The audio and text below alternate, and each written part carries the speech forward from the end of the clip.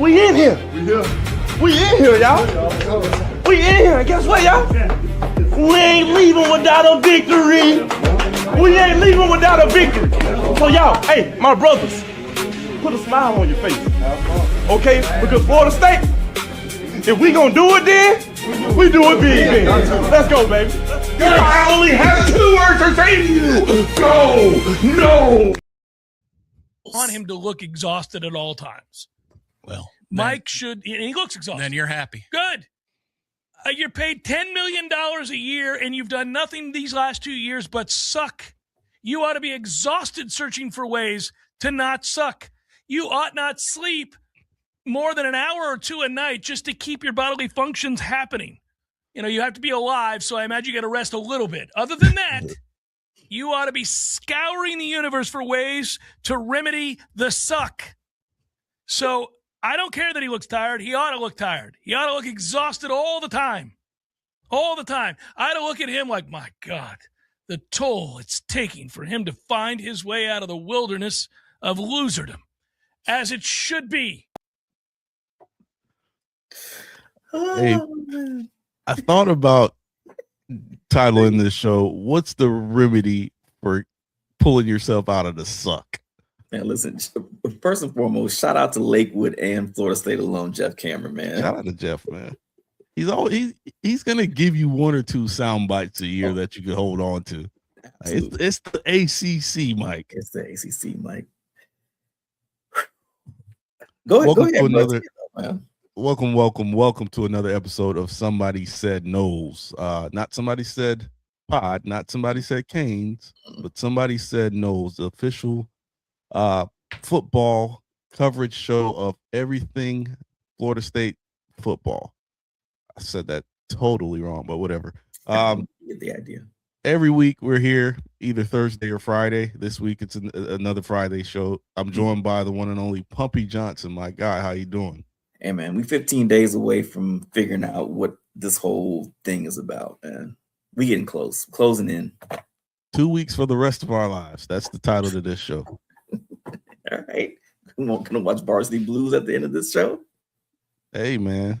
Either way, I feel like something good will come out of this season. Whether we somehow find a way to have a successful winning season, or Mike gets fired and everybody gets the coach they want. Right. And we start over. Let's go 9-3 and they still fire Mike. I'm cool with that. Hey, then you get the best of both worlds. Come on, Jay-Z and R. Kelly. Jam-packed show, man. If it's your first time hopping in, please hit the subscribe button to get us to our goal of 50 subscribers so we could start our own channel over on our YouTube page at Somebody Said Noles. Head over there. You could like and subscribe on this channel, but head over to Somebody Said Noles and help us do us the solid and hit that subscribe button. We got a lot to talk about, Pump. We got injuries. We got a QB battle going on. We got people saying positive things as usual. I want to start the show off with a question though. And actually, I have another video. Let me play that video first, and then we could kind of get your thoughts on that. All right, tee it up. Some freaks up there on the D line. Like they can go. They can flat out roll. I mean, we're at the end of every practice, we put up a top 5 speeds. Top 5 guys with the fastest speeds, and the Desir twins are on that almost every single day, which is unbelievable to see. Guys who are playing, they can play anywhere. They can play in the interior. They can play on the edge. They can play wherever they want to. But seeing that on the screen every single day, guys that are 20 plus miles an hour every single day, that's freaky. It really is, and it's truthfully scary for a quarterback, because I truly believe that we are going to have the best D line in the ACC. You're shaking your head, Pump. Do you think that this D-line, and this is going to hop into our first topic tonight, which is the depth chart, an updated depth chart. We did one before. We're getting closer and closer to some actual real football. And right now we don't have anything to go off of but these little videos here and there. We don't get to see anything. We didn't see spring ball. We're just hearing what the coaches and the players are saying. And Ashton Daniels went out and said, this might be the best D line, or this will be the best D line in the ACC, led by those Desir twins. What do you take from that, or can you put any credence to that? No, I'm not buying that at all. You know, I'm selling that all the way. That's a lie. We know it's a lie, and it's still lying season. Right? Lying season stops on August 29th. How about this, Bump? Because I already know where you're going to go with it. Create a world where this can be the best D line in the ACC. Like, what would have to happen for this actually to be the best D line in the ACC? Because there is some talent on there. I think a lot of us are concerned about the depth, but there's some talent that needs to be developed. Yeah, I think the depth is where you can start. I mean, obviously we know the Desirs, or at least one of the Desirs is a legit guy, right? We've seen that last year. Rylan Kennedy, he's got potential. We've heard Daniel Lyons has taken a lot of steps. He's a 5th-year senior now. Cool. We haven't heard great things about Juju Wynn this fall yet, right? And to me, that was one of those guys that was in my top 10 of most important people coming into the season. He has to be a guy, because we had guys on the interior last year and the Desirs were able to do what they did, right? You need those guys on the inside to make everybody else on that line, especially in this defense, better.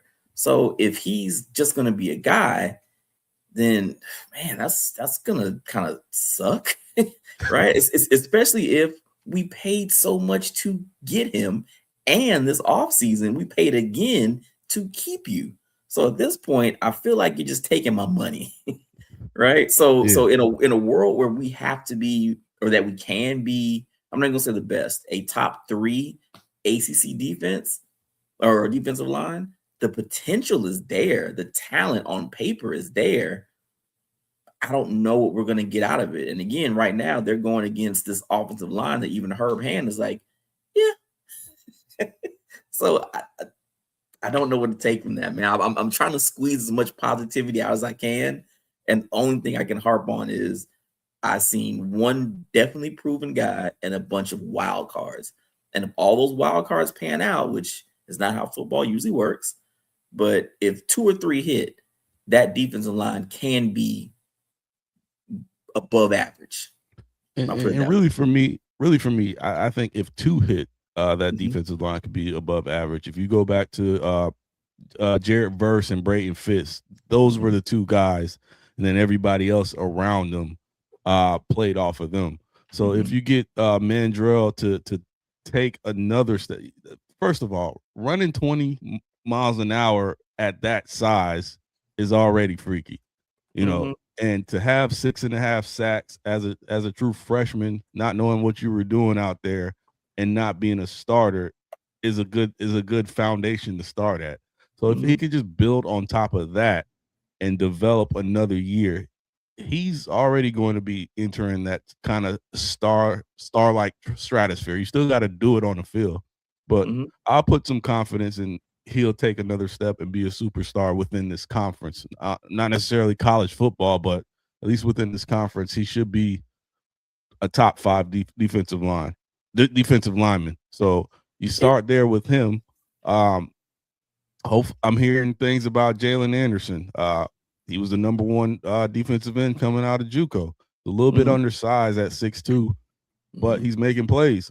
But like you said, he's making the plays against our offensive line, which we don't have a clue what that looks like. But if you get one Mandrell on the interior and one of these edge rushers, whether it be Rylan Kennedy or Jalen Anderson, I think everybody else around could play off of that, and this could be an above average defensive line. Okay. Yeah, I mean, listen, I think that, when we compare to 2023, which is never fair, that's one of the best Florida State teams we've seen in the last 10, 15 years. And like you said, the depth, right? When we sat there and we rotated out Verse and Fisk and brought in, a Patrick Payton, a Josh Farmer, young Josh Farmer, right? Even when you had Malcolm Ray, he would make some kind of plays in the middle. Yeah. right? You had Fabo in there. So it's like we had the depth that was proven also, right? We didn't really know what Patrick Payton was going to be, but we also had the fact of the leadership that was on that D-line. We knew that Jared Verse was not going to let them boys half-ass it, right? So, if we have that on that kind of defensive line right now, which I think we kind of maybe mentioned something like that in the group chat, some guys kind of get, right? So they're holding each other accountable out there. Not only Nick Williams, who's telling people that fucking sucks, do it again. Yeah. But then you got Mandrell yelling, get out my line if you ain't going hard. That's what you need, so that's a start. That's your Jared Verse essentially. Absolutely. So yeah. So like I said, I mean the pieces are there, right? I'm not going to dump on it. The pieces are there. We have at this point, we honestly have to see it happen. That's all. I'm with you. Shout out to my guy Swavey in the comments. He asks, what coach do you want though? That was beginning of the show, but we'll answer his question. I'm assuming like him, like everybody else, he thinks Mike will be gone after this season. You could just throw a coach out there and we could keep it moving. Because I haven't done a deep dive in what potential coach we would fit Florida State. Yeah, listen. In all honesty, I know 12 has said it a few times. I do like the idea of Glenn Schumann from Georgia. At this point, there's not going to be too many Lane Kiffin type guys out there, meaning guys who have experience as a head coach at the highest caliber, right? And Lane Kiffin, he's been around for a while. He's succeeded. He's had some mishaps other places as a head coach, but we've seen him do it. So at that point, like, who's that guy out here? I don't think that there's too many guys out there. So we might just be taking a flyer on a guy, even if, we're able to convince what's your guy down at USF? If he has a Brian Hartline. Yeah, Brian Hartline. You know what I mean? We might end up getting one of those kind of guys because it doesn't seem like there's going to be a lot of proven, guys with head coaching experience on the market coming in 2027. And that doesn't sound good. I'm on the side of Mike will still be here and we'll have a successful season. That's disgusting. Shout out to Stuart Cox for hopping in, man. Go Noles. Hit the subscribe button. We're here every Thursday or Friday. Typically, we try to go for a Thursday show, but it didn't line up this way. Also, we'll have James Coleman, former Florida State fullback, on next week's show. He always brings the real. So all the stuff we're hearing about the best D-line in the ACC, he'll shed some light on that. So you want to tune into that episode next week as well. Let's keep it rolling with the Jimmys and the Joes. So a couple episodes back, we talked about depth chart and who we think should be starting at each position. Based on the information that we got out of camp thus far, has anything changed for you? Just from a bird's eye view of the entire depth chart on both sides. Yeah, I think something we've kind of talked about before, the running back room. We know we have a lot of talent there. I think that maybe, you never want to see, guys get injured. Injuries always suck. But it seems like whatever is limiting Trey Wisner from being a full participant is opening the door for Sam Singleton, a guy that we always know has the potential. For whatever reason, he just doesn't get the looks he should get, even when he's been the best person in practice, the best person, he has a 100-yard game. He's not getting these touches. I always said the only thing that could stop this running back room is Mike himself. But the reports about Usman Chroma, man, he sounds like he's a guy. And I think that we saw that as a true freshman. That Alabama game, man, the kid was toting that rock, wasn't scared, running into that D-line, running through linebackers. If Sam Singleton right now, if he's the guy that we think that he is and the guy that we've seen, man, again, it sucks that Trey Wisner is hurt, but even if now Trey Wisner is your third back, or he comes in and can spell, one of these guys, man, it's a really nice running back room, man. So, and again, that's all predicated on the O-line, if they can do what they need to do as well. But it looks like you got some guys back there, and if Sam Singleton gets bumped up into that number 2 spot, I'm okay with that. No, I'm definitely with you, and you hate for injuries to happen, especially before the season even starts.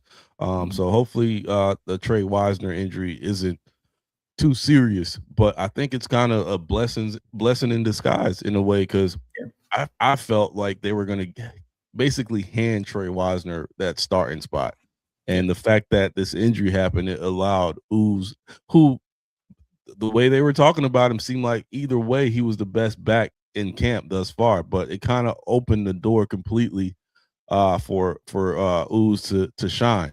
And I Mhm. think it's his backfield. Even when Trey gets back, I think he's the second back. Yeah. Um, but I'm also big on Sam, man. Sam, he's been loyal, been here for 4 years. Did done everything the right way. He probably could go to a different school and start, and he stayed down. The one game that he had over 100 yards as a starter. So I think they're going to find a role for Sam. But yeah, I'm with you. I think Ooze is RB1. Sam is RB2 going into week 0. But Trey comes back, and I think it's still Ooze 1, and they'll fit Trey into that second rotation. Yeah, I'm with you on that. Another thing for me on the depth chart, I had Boggs uh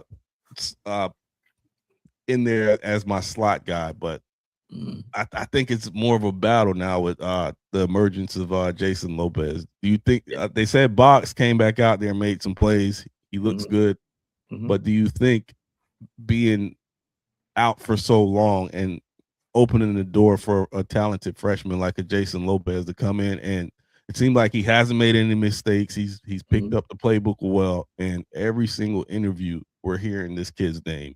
Yeah. Do you think he's done enough to be a true freshman starter in the slot? Um, to be honest, I don't see why not because he's done just as much, if not more, right now than Javon Boggs. I mean, let's be honest, right? Unfortunately for him, his short stint at Florida State, we know him more for being hurt. Even coming into this spring, coming into these scrimmages, he was limited, right? He was limited coming in. So, what does Breeze always say? That the best ability is availability. Yeah. And he hasn't been there. We know that the talent is there. We kind of seen it. He's a willing blocker. He's a big body. He knows how to run routes. Really good route runner. But he has to be out there on the field, man. So I mean, if what they're saying about Lopez is true, again, we've seen little clips. I don't trust a lot of things the staff says. We've kind Yeah. of gone down that road before. We've been, we're a little snake bitten as a fan base when it comes to that. But I mean, if he's the truth, then yeah, they're gonna find a way to get him out there. If it's at punt return, whatever it is. But if he's a backup, if Javon Boggs is gonna be the starter, I'm okay with that. But I know that at least Lopez is a really good backup because Javon Boggs is probably gonna get hurt. Knock on wood. Yeah, I'm with you there. If it's your first time viewing us, please hit the subscribe button. Head over to Somebody Said Noles. We're hijacking our main pod, Somebody Said Podcast, which we do every Monday. And also check out my guy Breeze. He does Somebody Said Noles every Wednesday. Hit the subscribe on all our channels. And just feel free to communicate. I one Marley time in the chat said, "Man, y'all season already over before all of that." It is what it is, man. It's a new season. Anything can happen. That's all I'm gonna say. I'm I got no I'm fight back. curious.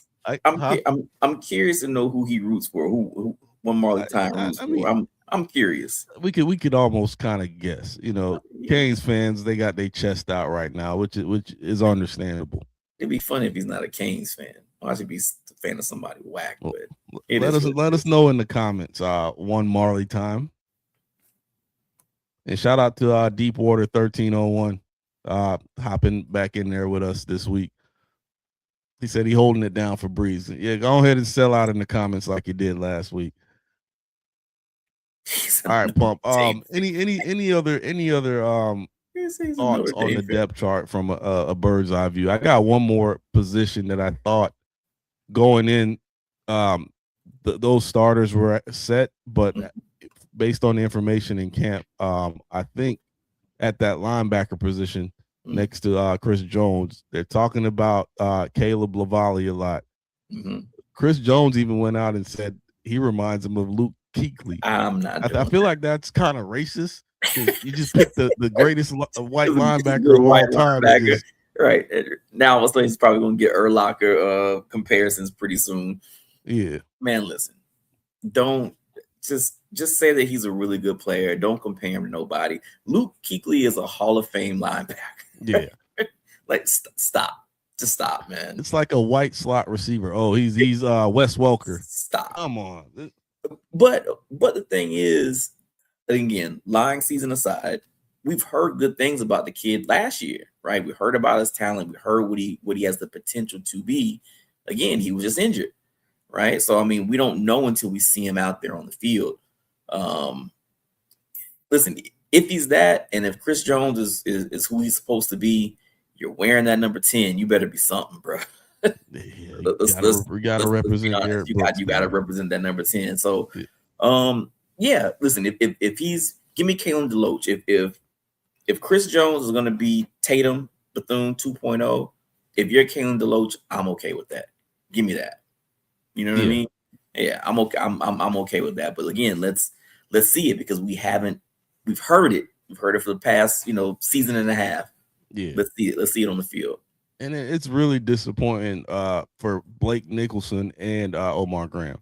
The fact that we're not hearing a lot about them, and they've been in the system for longer than everybody else and been at the school for longer than everybody else.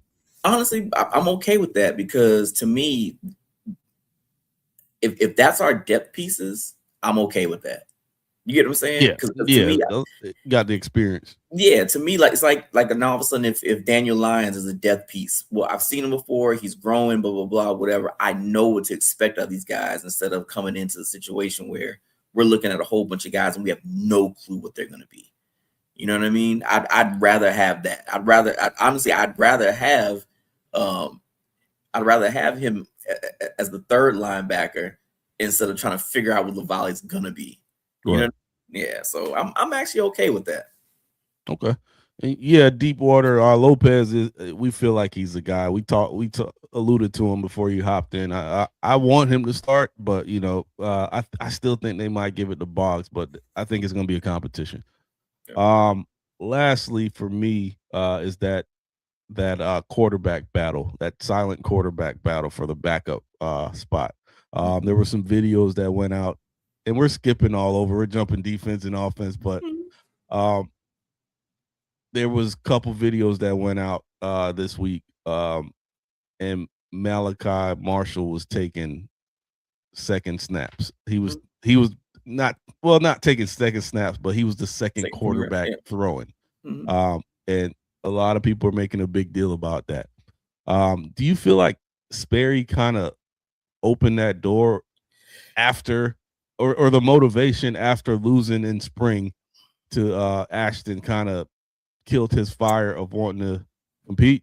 Because it seems like he's opened that door for Malachi, and Malachi is coming in here hungry. He was the number one quarterback out of JUCO, won a national championship at the JUCO level, and he's coming here and seemingly is the front runner for the second quarterback spot. If losing that battle took any wind out of the sails, that'd be very disappointing. Because I don't think that there's anything about that, unless he played bad. And again, we weren't there. We don't really know. To me, the going into this season with Ashton Daniels as your starting quarterback, that means there's going to be a potential for the backup to get in. There's nothing about Ashton Daniels that says, man, this is going to be our starting quarterback for 12 games straight. Nothing at all. So if Sperry took his foot off the gas, that's on him. Yeah. You know what I mean? And if that's the case, then yeah, give me the guy that's going to be hungry, right? And we all know from experience the best player on the team from a fan standpoint is the backup quarterback. So if Sperry gets in there, if Malachi Marshall gets in there, it's going to be a whole different ball game. But yeah, Sperry took his foot off the gas, man. And in all honesty, again, I think that's another indictment on Mike Norvell, man. This is your guy. You brought him in here, and he can't beat out your transfer, and he's not keeping his foot on the gas to be ready or to at least beat out the guy that you brought in here. Like, you've been under this system before. So I'm not ready to close the door on Sperry, but I mean, if you're losing ground that much, I mean, I was disappointed he lost the quarterback battle in the first place. It says a lot to me. So that's a toughie. Who would you want to start if Ashton goes down? I would still go with Kevin Sperry. I think that we talked about before. I think Malachi Marshall, his arm talent is there, right? He's a really small kid, man. A really small kid.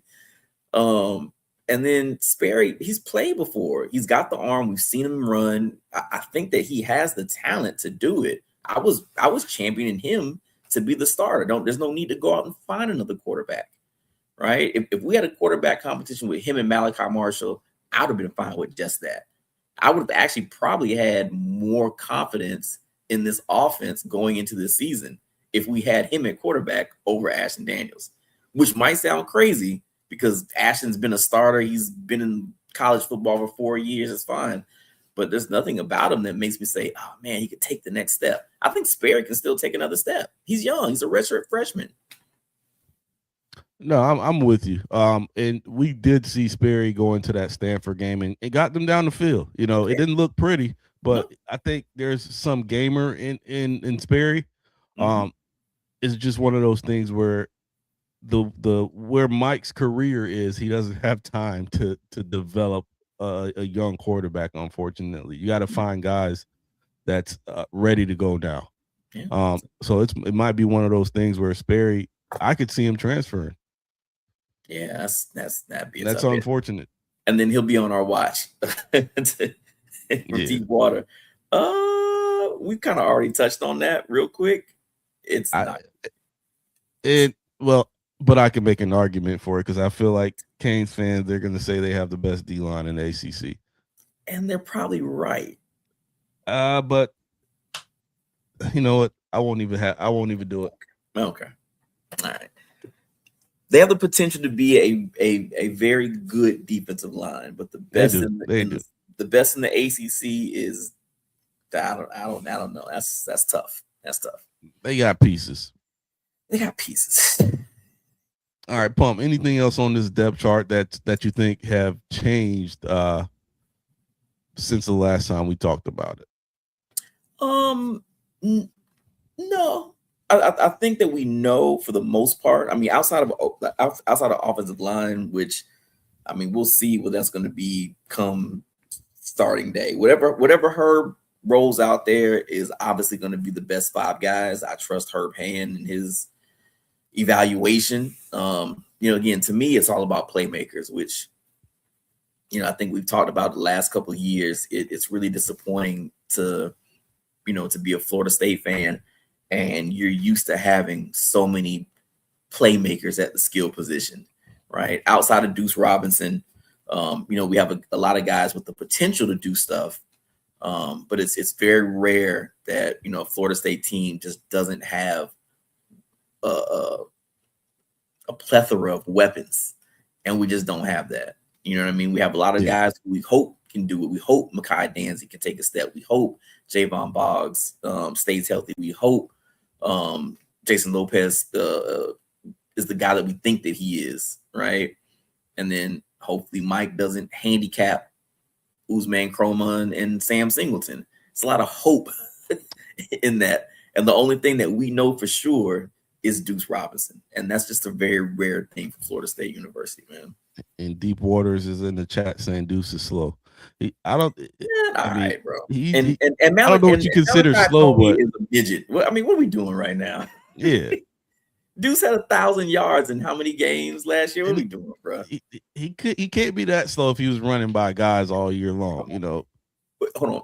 Ask him, would you take Deuce Robinson on that Miami team right now? And if the answer is yes, then come on, bro. No, would Deuce Robinson start on that Miami team? The answer is still yes. He's big. Pause. That's crazy. I mean, he doesn't have to be fast. What does that mean? I mean, plus we have the fastest guy in the ACC already. So he's lying. So you're lying right now. It is lying season. So he's saying that he wouldn't take Deuce Robinson. All right. All right, we're not gonna spar with him in the chats anymore. But appreciate the support, man. Absolutely. Breeze send him for a reason. Yeah. So we mentioned injuries. Just want to kind of quick update on a few players that are dinged up. One actually out for the rest of the season, and Carson Hobbs, nickel kind of safety tweener guy, transferred in from Notre Dame. He's going to be out for the rest of the season with an ACL injury. Prayers out to that kid, man. Hopefully he bounces back. Also, Quintravion Wisner, he missed practice. He missed 2 scrimmages, and he missed yesterday's practice. No insight on what that potential injury is. It doesn't seem like it's serious. I think it's just one of those things where they're trying to be cautious with the season looming. And one that they didn't mention was Nehemiah Chandler. I didn't see him out at practice when they put those videos out yesterday, but they didn't mention anything of it. So I feel like there's a bunch of load managing going on, especially with Carson suffering that ACL injury. You kind of pull back the reins a little bit because you want to stay healthy, especially with the lack of depth that we've already been talking about. You kind of want to have your guys fresh and healthy for the season to start. So hopefully there's not any more major injuries. You know, you got the camp stuff where you get the nicks and knack, but hopefully we could make it out of camp with no major guys getting hurt to start the season. Knock on wood. All right, Pump. I'm gonna tee it up to you, man. Said we were gonna do a quick show. We're already at the 30-minute mark. Yeah, real quick. And again, it's something I thought was very interesting. You know, just to kind of touch on a little bit. And we kind of got news of the Protect Sports Act that was floated through the House. Something very interesting, man. And again, the legal stuff that Florida State has done in the last couple of years, inside the ACC, trying to get out of the ACC.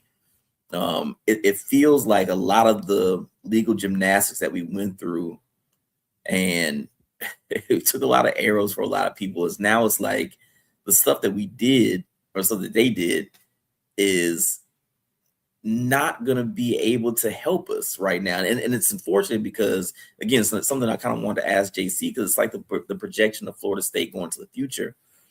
And again, all this can change. Nothing's getting voted on right now. But as of right now, there'd be pretty much 2 super conferences, right? SEC and Big Ten with a cap of 19 teams. The big thing about that is, well, the SEC, the Big Ten already has 18 teams. So they would be able to add 1 more team. The SEC has 16. They could add 3 more. But who are you poaching? You know what I mean? And right now, the way that it's set up, it feels like Florida State is just not in a very good place. And if you want to, hopefully get into one of these leagues, you'd have to sit out for 5 years and be independent, which is insanity. So again, a lot of stuff can change on paper.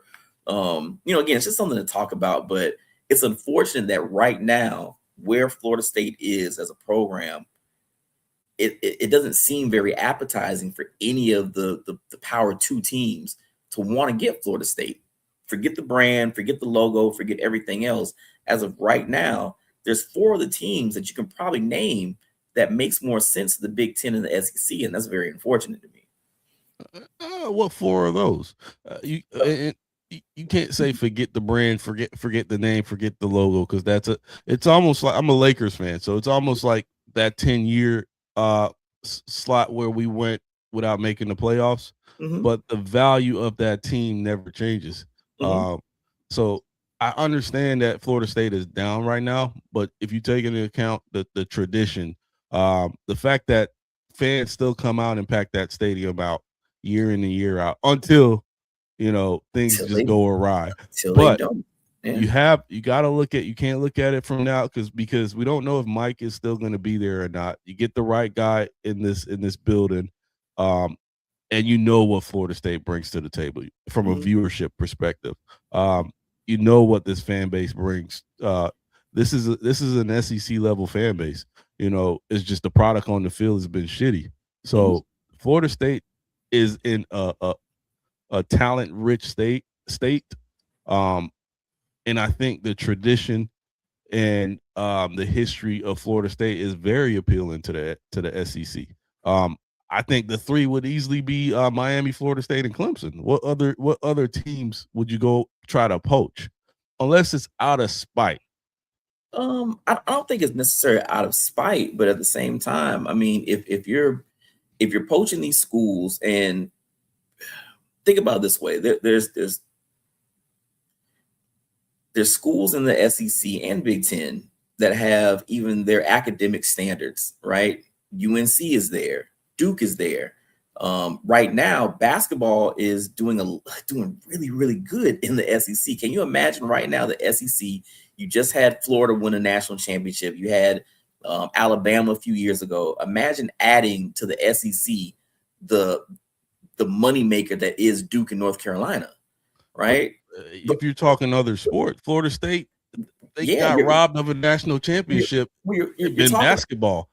And the basketball team has been good. Well, North Carolina played well. The basketball team is just now getting good. North Carolina, even when North Carolina is down, North Carolina is still a brand name, to your point, right? But not to the level of what Florida State is trying to do. And didn't Duke just play for an ACC championship? So, I mean, are we regular? But now all of a sudden, if you want one more team, maybe they might say Clemson. Maybe they might say Miami. Miami is not going anywhere in my mind. They're not going anywhere at all. So which one are we talking about, though? Because Miami doesn't have a good basketball program. Clemson doesn't have a good basketball program. So you're making the argument for the Duke and the UNC of the world because of their basketball program? Absolutely. I take whatever Duke football is. North Carolina baseball is really good. Florida State baseball is really good. Florida State track and field is really good. But their money maker is not good, which is Florida State. Right now, if we're projecting forward, Duke and North Carolina basketball is always going to be bigger than what Florida State is building, because we don't know what it's going to get to in the next couple of years, right? If you project 5 years from now, you're hoping Florida State basketball is good. North Carolina and Duke basketball, whether it be good or bad, is going to be Yankees, Red Sox. It's always going to be a moneymaker. Let me ask you this. When Florida State football is at its peak for football, and Duke or North Carolina is at their peak for basketball, which one do you think generates the most money? Wait, say it again. When Florida State football is at its peak, and when Duke or North Carolina is at their peak in terms of basketball, which one generates more money? No, I'm with you. It's football, but right now, if you had to poach any of these teams right now, and the fact that Florida State seemingly can't get their shit together, forget sports, just at an administrative level, it seems like Florida State doesn't know what the fuck they're doing right now. North Carolina, Duke, Miami, they do. I'll take those three right now over whatever the fuck Florida State is doing. But I guess my main issue is, it's not even the fact of having this conversation or what could happen. It's the fact that Florida State has put themselves in a position to where we even have to have this conversation. UNC doesn't know what the fuck they're doing in football. They hired Bill Belichick and his girlfriend. So you're just arguing basketball. I think from a bird's eye view, from an athletic program as a whole, I think Florida State can stack up against anybody. It's just football, because football is the face of Florida State athletics. Didn't the soccer team just win the freaking championship? I think as a whole, let's be honest. We don't have to bring it. That's like all of a sudden Wisconsin bringing up, well, we have a really good hockey team. No, but you're making the argument for. I'm just saying, you're making an argument for North Carolina or Duke, not based on football. So then I have to take into account other sports if we're not talking football. The second biggest sport is basketball, and they have Duke and North Carolina basketball. Florida State basketball is not going to move the needle like Florida State, like Duke and North Carolina. But their football will when the machine gets running again, which you spoke to consistency a couple weeks ago. It seems like the solution is fire Mike Norvell and the athletic director. The solution is Florida State, find a way to get your shit back to where it should be, to where we wouldn't have to have this conversation, to where the Big Ten and the SEC says, yes, we need to get Florida State come hell or high water. And that's not the case right now. 3 years ago, Florida State went undefeated and won the ACC. Yeah. So it's not like it's that far-fetched to get back to that point. It's not it's not 2 decades. It's not, you know what I mean? I mean, so, TCU just went to a national championship too. So what does that mean? But that's apples and oranges, buddy. It's not though. It is. It is. From what you've seen from Florida State football right now, it's not apples and oranges. We are so far behind. Again, at this point, hold on. Give me 5 minutes. Just give me 5 minutes of you without the rose tinted glasses. Be honest about what we've seen right now, right? Mike Norvell, and I said in the group chat, has had 7 different moments where he has lost 3 straight games or more. I gotta cut you off, Funk. We're not talking about Mike Norvell. We're not. I'm talking about Florida State. Right, Florida State football in the past 7 years. We have been shit outside of 1 season. 2. 1.5. Fine, 1.5 season. So is that what you want to do? Is that how you want to judge what we do off of 1 out of 7 seasons?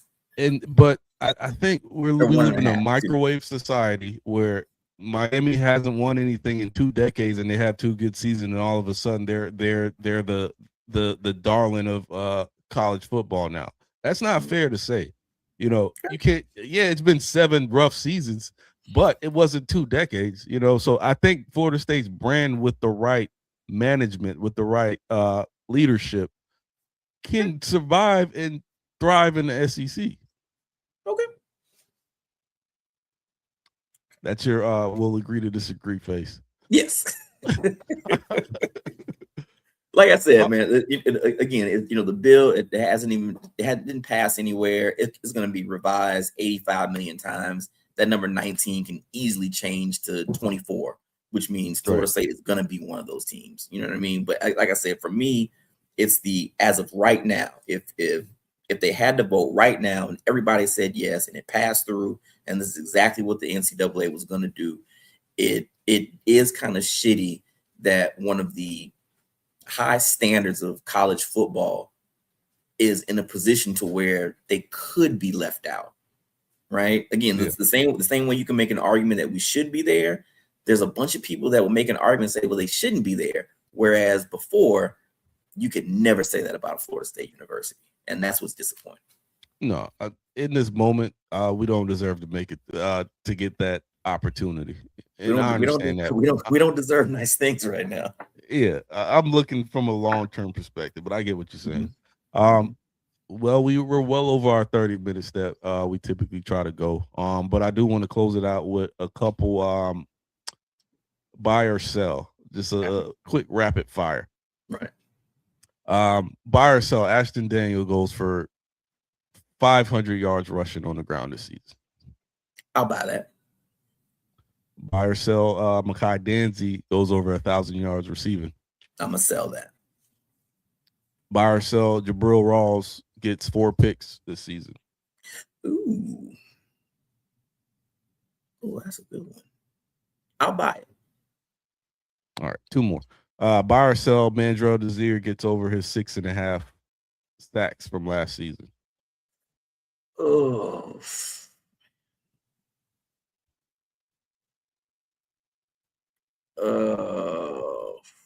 this is gonna suck. I'm gonna sell.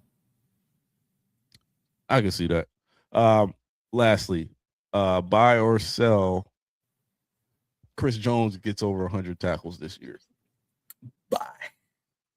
You buying it? Yeah, I'm buying it. He gets off the bus with 10.